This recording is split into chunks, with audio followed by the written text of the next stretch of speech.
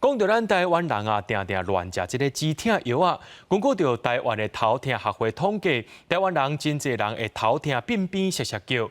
嘉义基督教病院即阵就成立南台湾头一间头痛中心，希望用正确的观念来协助民众认别甲治疗。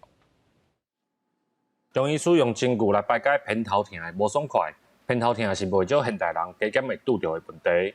台湾偏头痛的盛行率大概是9.1%。医师表示，出现偏头痛的症头，唔但影响到生活，而且还会遗传。我本来以为是我的脑部长了脑瘤或者不好的东西，然后结果不是。对，我的女儿也是常常喊她头痛，也是检查以后发现她也不是脑部长不好的东西，是跟我一样是遗传到我。嘉义基督教病院这站特别整合神经内外科、精神科、复健科甲中医等单位，成立中南部第一间头痛中心，希望帮助民众更加了解这项症头，进行正确的治疗。偏头痛最可怕的后遗症就是怕中风，因为偏头痛是属于一种血管性的头痛。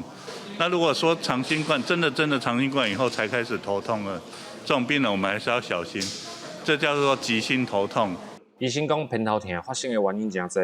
一般民众大部分拢是食止痛药来处理，不过新冠肺炎的后遗症嘛，拢有头痛的症头。那干那靠止痛药无详细检查，症头可能会愈来愈严重，呼吁民众爱特别注意。记者林伟霆，嘉义报道。